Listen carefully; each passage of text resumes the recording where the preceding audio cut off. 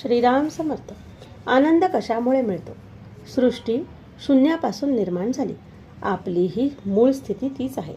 म्हणून आपण शून्याकडे जाण्याचा प्रयत्न करावा, म्हणजेच स्वानंदात स्वस्थ राहावे. पण ते आपल्या हातून होत नाही. कर्म करीतच राहावे असे वाटते. प्रपंचाची दगदग झाली म्हणजे आपण दूर जाऊन बसतो. पण मनाची तळमळ त्यामुळे नाहीशी झाली नाही तर काय उपयोग?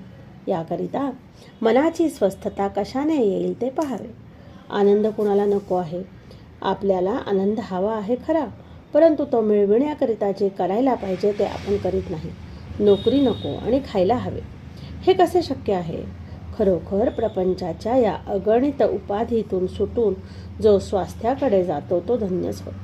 मनाच्या विरुद्ध गोष्टी झाल्या की लगेच आपल्या आनंदात बिघाड येतो.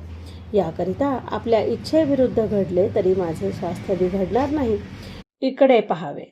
याला एकच उपाय आहे आणि तो म्हणजे माझी इच्छाच मी नाहीशी करणे. कोणतीही वस्तू मिळावी किंवा अमुक एक गोष्ट घडावी ही बुद्धीच ठेवू नये. जोपर्यंत हाव आहे तोपर्यंत स्वास्थ्यापासून आपण दूर आहोत असे समजावे. महत्वाकांक्षा खुशाल धरावी, पण त्यामुळे मनाला त्रास होऊ देऊ नये. भगवंताची इच्छा तीच माझी इच्छा असे म्हणावे आणि अभिमान सोडून कर्म करीत राहावे. प्रयत्न करून जे काही होते ते रामाच्या इच्छेने झाले म्हणावे. कर्तेपणाचा अभिमान सोडल्याने स्वास्थ्य लाभते. मागे घडलेल्या चांगल्या वाईट गोष्टी आठवत राहणे यामुळे आनंदात बिघाड येतो.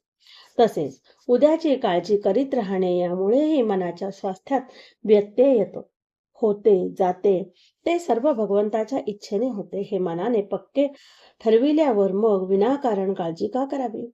दुःख करणे अथवा न करणे हा मनाचा धर्म असल्यामुळे ज्या माणसाने मनाला योग्य वळण दिले आहे तो प्रत्यक्ष दुखणे भोगीत असताही आनंदात राहू शकेल. म्हातारपणी तर आनंद हे मोठे शक्तिवर्धक औषध आहे. ज्याला नामाचे प्रेम आहे त्याला शरीराच्या कोणत्याही अवस्थेत आनंदाचा लाभ होतो आणि ज्याला असा आनंदाचा लाभ झाला त्याच्यावर रामाने कृपा केली असे खचित समजावे. भगवंतासाठी एकच दान खरे आहे आणि ते म्हणजे आत्मदान होय. सतत भगवंताच्या नामात राहून देहाची विस्मृती होणे हा आत्मदानाचाच प्रकार आहे. आजचे बोधवचन: वाणीने नाम घ्यावे व मनाने स्मरण करावे आणि या दोन्हींचा मेळ असावा.